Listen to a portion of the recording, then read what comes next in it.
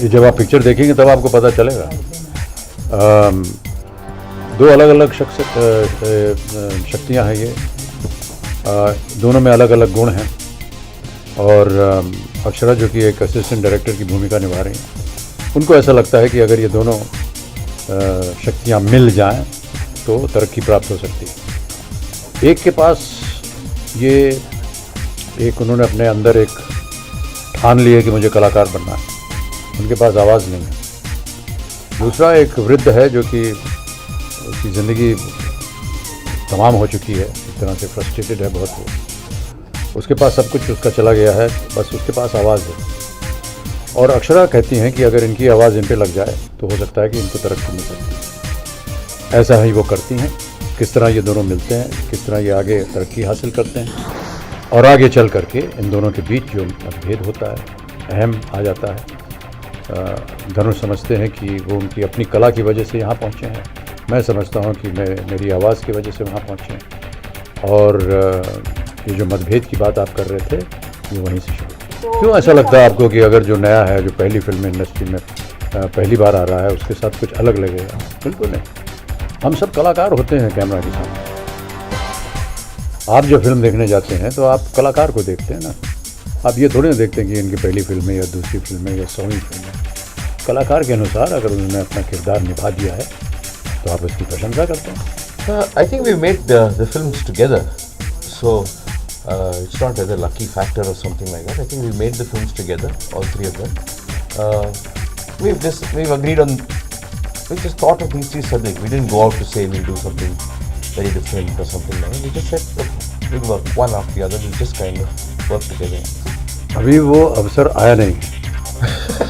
बहुत भयभीत हूँ मैं कि पता नहीं क्या होगा।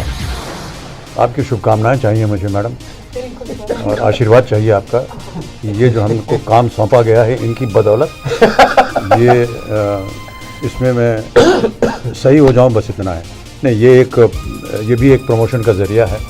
और क्योंकि ये फिल्म जो है ये आवाज़ के ऊपर है, साउंड के ऊपर है, तो बाल्की को लगा कि क्यों ना कमेंट्री जो है वो भी आवाज़ के माध्यम से ही हम सबको पता चलता है क्या हो रहा है।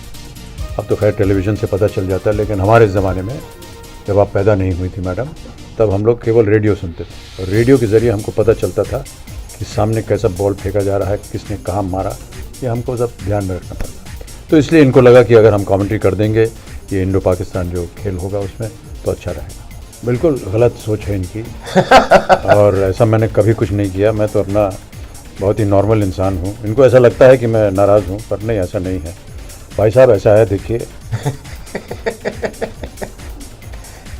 ये जो दाढ़ी चिपकती है, ये जो सर के ऊपर बाल चिपकाए जाते हैं, ये किसी आम आदमी के ऊपर लगा दिया जाए वो पागल हो जाएगा।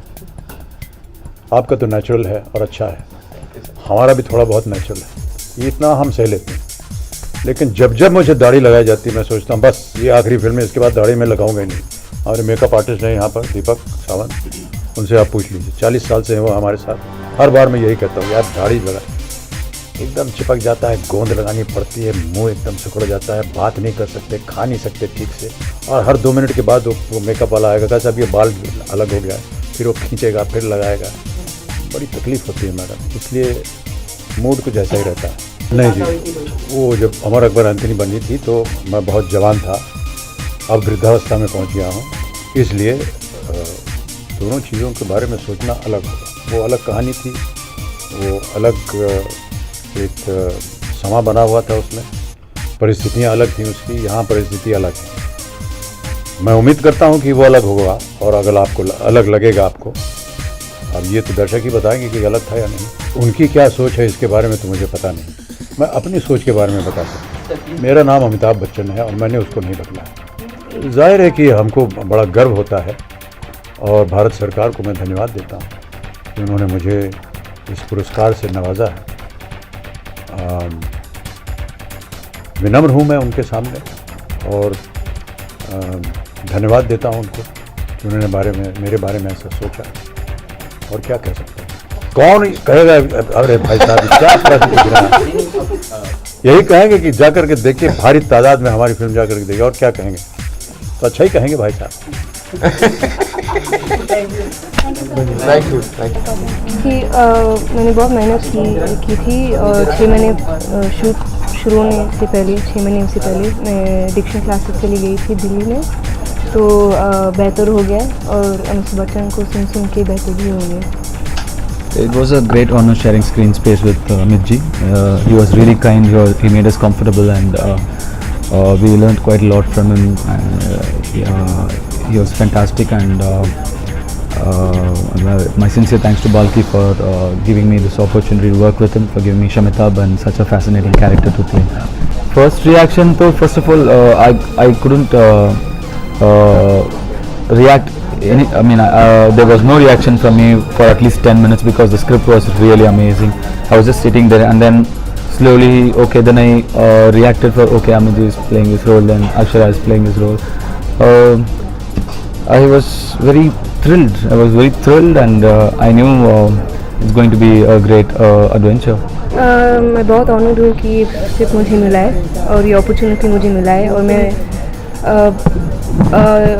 ये एक्सपीरियंस तो बहुत I learn a lot and there still a lot more that I feel I want to learn from them